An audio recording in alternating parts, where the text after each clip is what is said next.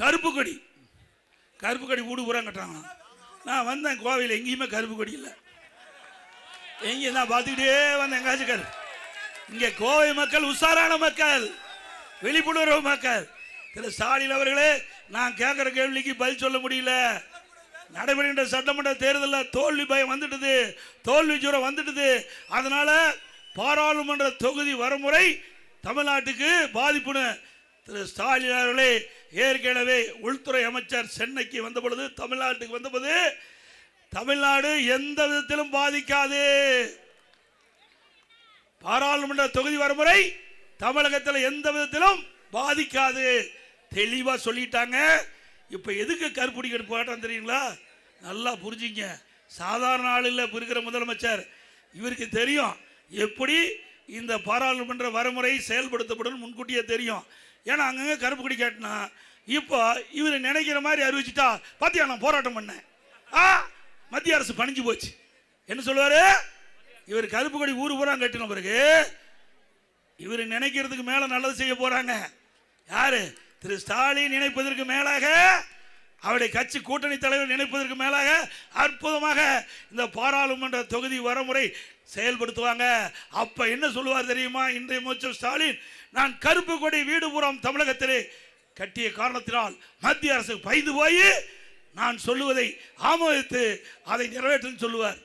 பாருங்க, நாளைக்கு பத்திரிகையில் அப்படித்தான் வரும். நாளைக்கு டபுள் கே மாறுறாரு. அவரெல்லாம் தெளிவா இருக்கிறாங்க. மத்தியில் இருக்கிற ஆட்சியாளர் தெளிவா இருக்கு. நம்முடைய மாநிலம் மட்டும் இல்ல, இந்தியாவில் இருக்கின்ற அனைத்து மாநிலங்களும் பாதிக்காத அளவுக்கு பாராளுமன்ற தொகுதி வரமுறை செயல்படுத்தப்படும் என்று உறுதி கொடுத்துட்டாங்க. உறுதிப்படி செயல்படுவாங்க. மக்கள் மகிழ்ச்சியோடு இருப்பாங்க. ஆனா ஒரு ஆளுக்கு மட்டும் மகிழ்ச்சி இருக்காது. யாரு? ஸ்டாலினுக்கு. அவர் கண்ட கனவு பலிக்கலையே. அவர் கண்ட கனவு, அதுக்கு தான் இந்த கருப்பு கொடி போராட்டம். இந்த கருப்பு கொடி போராட்டத்தை கட்டி, இந்த கருப்பு கொடியெல்லாம் வீடு வீடாக கட்ட சொல்லி யாருமே கட்டல. அது வேற விஷயம். அவங்களுக்கு எல்லாம் மக்களுக்கு தெரியும். ஸ்டாலின் கூட மக்களுக்கு நன்கா தெரியும். அதனால ஸ்டாலின் அவர் இப்படி கோரிக்கைலாம் நான் வச்சேன், இந்த கோரிக்கை நிறைவேற்றலைன்னா தமிழ்நாடு பதறும், தமிழ்நாடு பழைய முறை சந்திக்கினாரு. எங்க போய் சந்திக்கும்? திமுக ஆட்சி இருக்க வரைக்கும், அப்பா முதலமைச்சர் வரைக்கும் மதுரை மண்ணில் காலே வைக்கல. அண்ணா திமுக ஆட்சி வருது மதுரைக்கே வந்தாரு.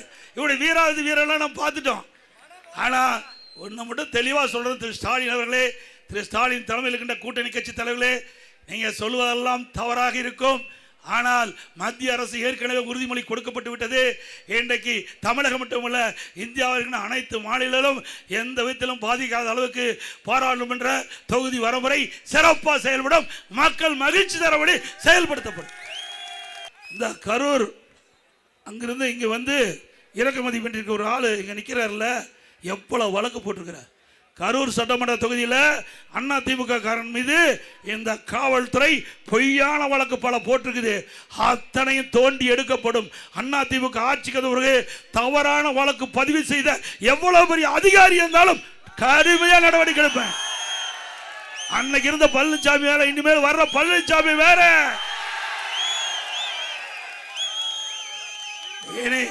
ஆட்சிக்கு வந்த பிறகு பாரு எப்படி நடக்கணும் தமிழ்நாடு.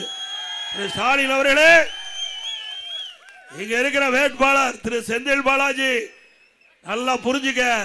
கரூர்ல எங்க ஆளு மீது பொய் வழக்கு போட்டு இருக்கிற இதே அதிகாரிகள் எப்படி எல்லாம் செயல்படுவான்னு பாருங்க. ஆட்சி மாறும்போது காட்சி மாறும். சக்கரம் சுத்திட்டே இருக்கான், கீழே இருக்க சக்கரம் மேலே வரும். அரசு அதிகாரிகள் நடுநிலையோடு நடந்துக்குங்க. இங்க கோவை மாநகரும் சரி, கோவை மாவட்டத்திலும் சரி, சரியான முறையிலே நடுநிலையோடு நடக்காது இருந்தா அவர்களுக்கு சட்ட ரீதியாக நடவடிக்கை எடுப்பேன், துணிச்சலா எடுப்பேன். சொன்னதை செய்வோம் பழனிசாமி, சொன்னதை செய்வேன். அப்புறம் பெண்களுக்கு 33% இடஒதுக்கீடு பண்றாங்க. அதுதான் பிரச்சனை. பெண்களுக்கு 33% ஏற்கனவே நாடாளுமன்றத்தில் ஒருமனதாக நிறைவேற்றப்பட்டு விட்டது. அதை நடைமுறைப்படுத்துறாங்க. அதை நடைமுறைப்படுத்துறதுக்கு தடுக்கிறதுக்கு தன வேலை பண்றார் ஸ்டாலின். ஆக இன்றைக்கு பெண்கள் மத்தியில் நல்ல பேர் வந்துடும் மத்திய அரசாங்கத்துக்கு. அதற்காக இப்படிப்பட்ட கருப்பு கொடி வீடுதோறும் ஏற்ற வேண்டும் என்ற ஒரு தவறான செய்தி சொல்லுங்க. அது யாரும் நம்ப வேண்டாம். இன்னொரு பெரிய மனுஷன் சொல்லியிருக்கார், சிதம்பரம். எடப்பாடி பழனிசாமி சொல்வது அதிர்ச்சி அடிக்குதுன்னு. எப்ப நடந்தது தானே சொல்ல முடியும். மத்தியில் யார் ஆட்சி இருக்கிறா? பாரதிய ஜனதா தானே ஆட்சி இருக்குது. மத்தியில் இருக்கிற ஆட்சியாளர் சொல்றேன்னு சொன்னா வேற யாரு சொல்றது? சிதம்பரம் சொன்ன சொல்ல முடியும். நான் திரு சிதம்பரம் சொன்னார்னே சொல்ல முடியும். மத்தியில் இருக்கிற உள்துறை அமைச்சர் சொன்னாருன்னு சொன்னா அது எப்படி எடப்பாடி பழனிசாமி சொல்றானா? நீ 15 வருஷம் எத்தனை வருஷம் மத்தியில் மந்திரியா இருந்த? எத்தனை வருஷம் இந்த தமிழ் மண்ணில் பிறந்து உள்துறை மந்திரியா இருந்தீங்க, அப்புறம் ஃபைனான்ஸ் மினிஸ்டரா இருந்தீங்க. என்ன கொண்டாந்தீங்க தமிழ்நாட்டு? கொண்டாந்தாரா? இவர் பேசுறது தகுதி இருக்குதா? தகுதி இருக்குதா? தமிழ்நாட்டு மண்ணில் பிறந்து பல ஆண்டுகளாக தமிழ்நாட்டு மக்களுடைய ஓட்டுகளை வாங்கி மத்தியிலே ஆட்சி அதிகாரத்திலே அமர்க்கின்ற பொழுது தமிழ்நாட்டுக்கு எந்த நிதியும் கொடுக்கல, திட்டத்தையும் கொடுக்கல. நீங்க பேசுறதுக்கு என்ன யோக்கியம் இருக்குது? சிதம்பரம் அவர்களே, எங்களை பத்தி பேசுறதுக்கு உங்களுக்கு எந்த தகுதியும் இல்லை. இப்படி மக்களை பற்றி கவலைப்படல, தமிழ்நாட்டை பத்தி கவலைப்படல. இருக்கின்ற பதவியை சுகமா அனுபவிக்கணும். ஓட்டு போட்ட மக்களை பத்தி திரு சிதம்பரமும் கவலைப்பட மாட்டாரு, இன்றைக்கு இருக்க முதலமைச்சரும் கவலைப்பட மாட்டார். அவருக்கு எப்பவுமே இங்க நிக்கிற திமுக விற்கிற வேட்பாளர் டெண்டு கொட்டாய் போடுவார். பட்டி என்ன நாமெல்லாம் மனிதர்களா ஆடு மாடா பட்டியில் அடைக்கிறதுக்கு? ஆட்டுப்பட்டி போடுறாரா? அதெல்லாம் ஆட்டுப்பட்டியில் நல்லா இரும்பு கதவை போட்டு எல்லாம் அடைக்க போறாங்க. கவலைப்படாது. நீ பட்டியலேயே மக்கள் அடைக்கிற காத்துக்கிட்டு எப்படியெல்லாம் மக்களை வஞ்சிக்காதே, ஏழைகளை வஞ்சிக்காதே, வறுமையை பயன்படுத்தி மக்களை ஏமாற்றி கவர்ச்சிகரமாக பேசி தயவு செய்து தவறான வழியை பின்பற்றினா அது பின்பு உங்களுக்கு பின்விளைவை ஏற்படுத்தும் என்பதை இந்த வேட்பாளருக்கு, நம்ம ஏற்று நிற்கின்ற வேட்பாளருக்கு எச்சரிக்கின்றேன். இந்த டெண்டு போடுறது, இந்த ஆளை கொண்டாந்து அடைக்கிறது, இதையெல்லாம் விற்று நியாயமான முறையில் ஜனநாயக முறைப்புள்ள மக்களை சந்தி. அதே மாதிரி அதிகாரிகள் அதே மாதிரி தான். இந்த டெண்டு கொண்டாய் போடுறதெல்லாம் இந்த மாட்டை அடைக்கிற மாதிரி அதையெல்லாம் வேடிக்கை பார்த்துட்டு இருந்தா எந்தெந்த பகுதியில் எந்தெந்த அதிகாரி தக்க நடவடிக்கை எடுக்கலையோ அதையெல்லாம் பட்டியல் போட்டு எங்க ஆளு கொடுப்பாங்க. எதிர்காலத்தில் பாதிக்கும். அதையும் நான் சொல்லிட்டேன். அப்புறம் சுயாட்சி வேட்பாளர் 18 பேரை போட்டு வச்சிருக்காராம். எவ்வளவு தந்திரம்! நான் தான் ஏற்கனவே சொன்னேன், நல்லதுக்கெல்லாம் மூளை பயன்படுத்த மாட்டாங்க. ஆண்டவன் கொடுத்த மூளை நல்லதுக்கெல்லாம் பயன்படுத்துவாங்க, கெட்டதுக்கு தான் பயன்படுத்துவாங்க. 18 பேர் போட்டிருக்காங்க. 18 பேர் பினாமியா சுயேட்சையா போட்டு அங்கங்க ஒரு கொட்டாய் போட்டு அமர வைக்கிறதா. இதுக்கெல்லாம் மக்கள் ஏமாந்துருவாங்களா? ஏய், கொங்கு பகுதியிலே தலைநகரம் இருப்பது கோவை. இன்றைக்கு இந்த பகுதியுடைய வளர்ச்சி இன்றைக்கு கொங்கு மண்டலம் பூரா பரவி இருக்குது. இங்க இருக்கிற தொழில் கொங்கு மண்டலம் பூரா பரவி இருக்குது. இன்றைக்கு சிறு தொழில் இங்கதான் அதிகம். அதிமுக ஆட்சிக்கு வந்தா ஜிஎஸ்டில பிரச்சனைனாங்க. அதை இந்த சிறு தொழில் மக்களுக்கு அதிமுக ஆட்சி உங்களுக்கு துணை இருக்கும். அதில் இருக்கிற இடர்பாடுகள் களையப்படும். அப்புறம் சட்டமன்றத்தில் இங்கதான் இல்ல, சட்டமன்றத்தில் என்னென்னலாம் பேசுறாரு தெரியுமா?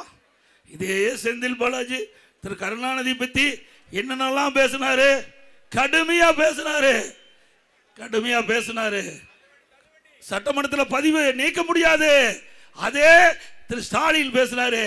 அவர் டிரான்ஸ்போர்ட் மினிஸ்டர் இருக்கும்போது, இங்க நிக்கிற வேட்பாளர் டிரான்ஸ்போர்ட் மினிஸ்டர் அதிமுக இருக்கும்போது இந்த டிக்கெட் அடிக்கிற மிஷின் இருக்கு பாத்தியா, அதுல ஊழல் பண்ணான்னு பேசினாரு.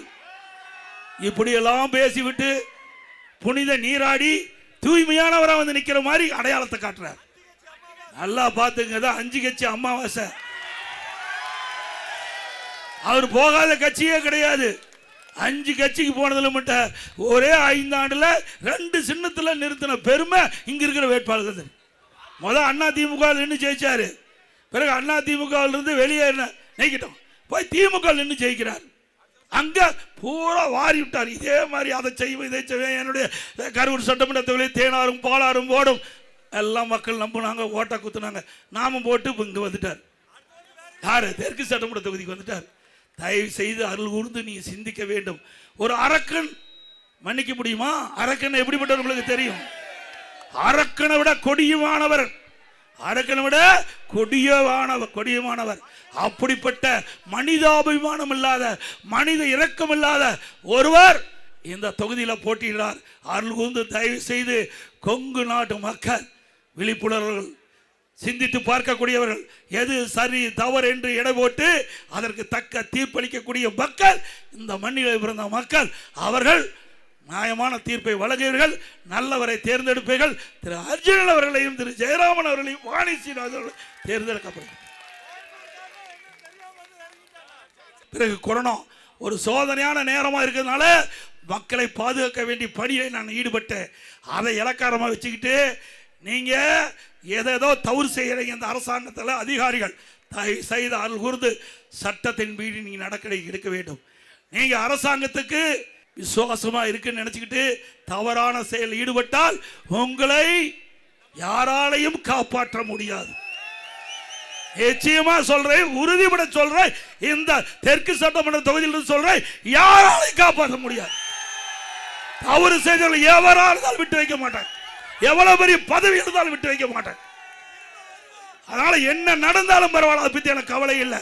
தவறு செய்யக்கூடாது. நியாயமான முறையில் நடங்கள், நடுநிலையோடு நடங்கள். மக்களுக்கு நீங்க பிரதிநிதியாக இருக்க வேண்டும். மக்களுடைய வரிப்பணத்தில் நீங்க சம்பளம் வாங்குறீங்க. திமுக கட்சியிலிருந்து சம்பளம் வாங்கல, மக்களுடைய பங்கு, மக்களுடைய வரிப்பணத்திலிருந்து சம்பளத்தை வாங்கி கொண்டிருக்கின்றீர்கள். அந்த சம்பளத்தை வாங்குகின்ற அதிகாரிகள் சரியான முறையில் மக்களுக்கு உதவி செய்ய வேண்டும், நடுநிலையோடு நடக்க வேண்டும். இது ஒரு இந்திய நாடு, மிகப்பெரிய ஜனநாயக நாடு. இந்த ஜனநாயக நாட்டில் ஜனநாயக முறைப்படி நடந்துக்குங்க. ஒரு கட்சிக்கு ஆதரவாக செயல்பட்டீங்களா உங்களுடைய எதிர்காலம் கேள்விக்குறி ஆகிவிடும். அதைத்தான் எச்சரிக்கையாக சொல்லிட்டு போறேன். இதுவரைக்கும் நான் எந்த இடத்துலையும் இப்படி பேசல, இந்த இடத்துல தான் நான் பேசியிருக்கிறேன். எங்க இருக்கிற வேட்பாளர் வந்திருக்கிறார், தெற்கு சட்டமன்ற தொகுதியில் திமுக சார்பால் போட்டிடுறாருல, வீராதி வீரன் சூராதி சூரன் பேசுறாருல. ஆட்சி மாறினா ஆளே காணாம எங்க ஓடி ஒளிச்சுக்கு வர தெரியாது. ஆட்சி மாறினா அவ்வளவு வழக்கு இருக்குது, அவ்வளவு வழக்குகள் நீதிமன்றத்திலே நடந்துட்டு இருக்குது. அவ்வளவு வழக்கு நடைபெற்று கொண்டிருக்கிற பொழுது அவருடைய பேச்சு இந்த அதிகாரி கேட்டா அவரை காப்பாத்துறதுக்கே முடியாது. உங்களை எங்க போய் காப்பாற்றுவாங்க? சிந்திச்சு பாருங்க. தயவு செய்து அருள் கூர்ந்து சிந்திக்க வேண்டும். அதே போல மக்களும் சிந்திக்க வேண்டும். நீங்க சாதாரணமா நினைச்சிடாதீங்க. நீங்க எவ்வளவு ஆசை காட்டுவாங்க, கவர்ச்சிகரமா பேசுவாங்க. தேர்தல் விதிமுறைப்படி நான் எதுவும் பேசக்கூடாது. நீங்க உங்களுக்கெல்லாம் என்னென்ன செய்வாங்க எனக்கு தெரியும். அதை நம்பி ஏமாந்துடாதீங்க, தயவு செய்து ஏமாந்துடாதீங்க. இருக்கிற கூப்பி வேண்டி கேட்டுக்கிறேன். அற்புதமான வேட்பாளர் தெற்கு தொகுதி என்னுடைய அருமை நண்பர் அர்ஜுனன் அவர்கள் உங்களுக்காக பாடுபடக்கூடியவர். நான் முதலமைச்சர் இருந்த காலத்தில் மக்களுடைய பிரச்சனைக்கு தான் கொண்டாந்து கடிதம் கொடுத்திருக்கார். அவருடைய சொந்த பிரச்சனைக்கு ஒரு கடிதம் கூட கொடுக்கல. இதை விட நல்ல வேட்பாளர் எங்க தேடி கண்டுபிடிச்சு? இந்த தெற்கு சட்டமன்ற தொகுதிக்கின்ற ஒவ்வொரு வாக்காளரும் அருமை சகோதரர் திரு அர்ஜுனன் அவர்களுக்கு வாக்களிக்க வேண்டும். அறிவ ஜெயராமன் சிங்காநல்லூர் சட்டமன்ற தொகுதியில் போட்டியிடார், அவருக்கு வாக்களிக்க வேண்டும். வடக்கு கோவை வடக்கு சட்டமன்ற தொகுதி சகோதரி திரும வானதி சீனிவாசன் அப்படியே இடி மாதிரி, இடி எப்படி இடிக்குமோ அது மாதிரி சட்டமன்றத்தில் அற்புதமான கருத்தை மக்களுடைய பிரச்சனை எடுத்து வைக்கும். அவருக்கு வாக்களிக்க வேண்டும் என்று அன்போடு இந்த நேரத்தில் கேட்டுக்கிறேன். இன்னொன்னையும் சொல்றேன், இன்றைக்கு திமுகவில் கூட்டணியில் 39 பேர் வெற்றி பெற்று போயிருக்காங்க. எவ்வளவு பேர்? திமுக கூட்டணி கட்சி சேர்ந்த 39 பேர். இவர்கள் போய் எத்தனை வருஷம் ஆச்சு? இப்போ கிட்டத்தட்ட நாடாளுமன்ற தேர்தல் 24 முடிஞ்சதில்ல, 25 அதுக்கு முந்தையும் 19 ஜெயிச்சாங்கல்ல. ஏதாவது தமிழ்நாட்டு மக்கள் குரல் கொடுத்தாங்களா? அங்கெல்லாம் பெஞ்ச தேய்ச்சிக்கிட்டு இருக்கிறாங்க. நீ போறது ஒன்று தான், போகாது ஒன்று. உங்களுக்கு ஓட்டு மக்கள்லாம் ஓட்டு போடுறது வேஸ்ட், உண்மைதானே? என்ன போய் தமிழ்நாட்டு மக்களுக்காக நாடாளுமன்றத்தில் குரல் கொடுத்து அழுத்தம் கொடுத்து பெற்றுக்கிறீங்க? இதே அண்ணா திமுக இருந்தது, காவிரி நதிநீர் பிரச்சனை வந்தது. அந்த காவிரி நதிநீர் பிரச்சனை வந்தபோது நாம பாரதிய ஜனதாவோட கூட்டணி அமைச்சிருந்தோம். அந்த காலகட்டத்தில் உச்சநீதிமன்றம் அளித்த தீர்ப்பை மத்திய அரசு வெளியிடுவதிலே காபதாம் செஞ்சது. உடனடியாக நாம் பல முறை கோரிக்கை வச்சோம். அப்போ மத்திய அரசு காலதாமம் செய்த காரணத்தில் தமிழ்நாடு மக்கள் விவசாயிகள் போராட தயாரானாங்க. அவர்கள் கோரிக்கை வச்சாங்க, நீ மத்திய அரசுக்கு அழுத்தம் கொடுக்கணும். உடனே மத்திய அரசுக்கு அழுத்தம் கொடுத்து 22 நாட்கள் நம்முடைய 37 நாடாளுமன்றத்தையே ஒத்தி வச்சோம். 22 நாட்கள்ங்க. இந்திய திருநாட்டுடைய சரித்திரத்தில் ஒரு கட்சி தமிழ்நாட்டு மக்களுக்காக, தமிழ்நாட்டில் உரிமைக்காக, விவசாய உரிமைக்காக 22 நாட்கள் ஓட்டு போட்ட மக்களுடைய குரலை நாடாளுமன்றத்தில் ஒழிச்சு 22 நாட்கள் நாங்கள் நாடாளுமன்றத்தை ஒத்தி வச்சோம்ல, கூட்டணியில் இருந்துகிட்டு. இன்றைய தினம் நீட்டுன்னு சொல்றீங்க. நீட்டு யார் கொண்டாந்தது? காங்கிரஸும் திமுக தான் கொண்டாந்தது. 2019 டிசம்பரில் மத்தியில் காங்கிரஸ் ஆச்சு. திமுக இருக்கிற காந்தி செல்வன் சுகாதாரத்துறை இணையமைச்சர். அப்பதான் நீட்டை கொண்டாந்தீங்க. கொண்டாந்ததும் அவர் தான், எதுக்குறதும் அவர் தான். யாரு கொண்டாந்தது, எதுக்குறதோ எப்படி பாருங்க, டபுள் கேம் ஆடுறாங்க. இதை பத்தி ஏதாவது நாடாளுமன்றத்தில் குரல் கொடுத்து ஒத்தி வச்சிருக்கீங்களா? அப்புறம் எதுக்கு நாடாளுமன்றத்தில் 39 பேர் நீங்க எதுக்கு இருக்கிறீங்க? தமிழ்நாட்டு உரிமைகளுக்காக போராட்டிங்களா? தமிழ்நாட்டுடைய திட்டங்கள் பெறுவதற்கு போராடினீங்களா? தமிழ்நாட்டுக்கு தேவையான நிதிகளை பெறுவதற்கு போராடினீங்களா? எதுவுமே இல்லை. ஆக இதையெல்லாம் ஒரு பில்டப். இன்றைக்கு இருக்க இந்த முதலமைச்சர் பில்டப் கொடுத்துட்டு வருகின்ற தேர்தலில் மக்களை ஏமாற்றி வாக்குகளை பெறுவதற்கு தந்திரமாக எடுக்கின்ற நாடகம் மக்கள் புரிந்து கொண்டார்கள் என்பதை இந்த நேரத்தில் தெரிவித்து